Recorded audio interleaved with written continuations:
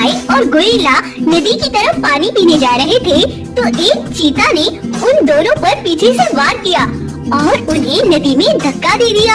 लेकिन मौके पर पहुंचकर भेड़िए ने उन्हें बाहर निकाल लिया। ऐसे ही भेड़िया सबकी मदद करता और सारे जानवरों के दिलों में भी उस भेड़िए की इज्जत बढ़ गई। तब महाराज रघु को भी उसका व्यवहार अच्छा लगने लगा।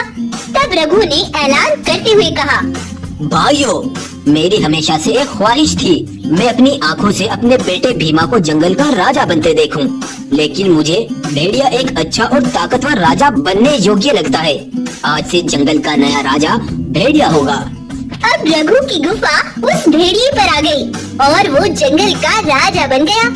समय बीत रहा था लेकिन जंगल में जानवरों की संख्या हर दिन कम होती दिखाई दे रही थी, जिसके चलते सभी बड़े परेशान हो रहे थे।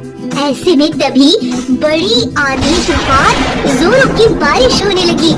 तब रघु अपने बेटे भीमा से, बेटा तुम कहीं मत जाना, मैं तुम्हारे लिए कुछ भोजन का इंतजाम करके लाता हूँ।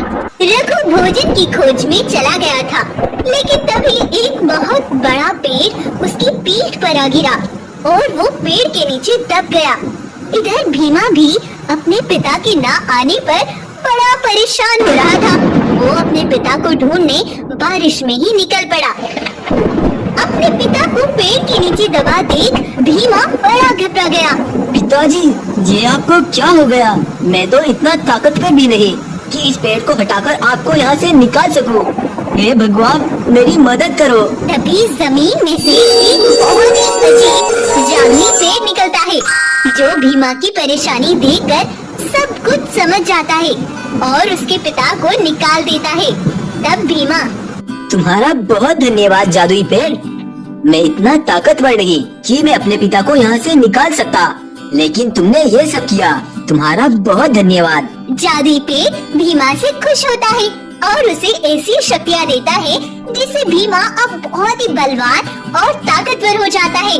तब भीमा अपने पिता के साथ अपने जंगल की तरफ लौटता है।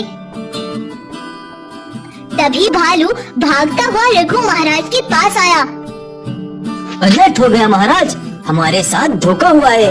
पिछले कई दिनों से जानवर कम हो रहे हैं और अभी वो भेड़िया एक गाय को बड़ी बेरहमी से मार रहा था। आप उसे जाकर बचा लो महाराज। इतना सुनकर भीमा तेजी से दौड़ता हुआ जाता है और भेड़िए को एक ही वार में चट कर देता है और उस गाय की भी जान बचा लेता है। सभी जानवरों को भीमा की ताकत का अंदाजा हो जाता है और अब रघु का सपना भी पूरा हो जाता है। रघु ने अपनी आंखों से भीमा को ही जंगल का एक महान और बहादुर राजा बनते हुए देखा। तो आपको आज की हमारी कहानी कैसी लगी हमें कमेंट करके जरूर बताएं।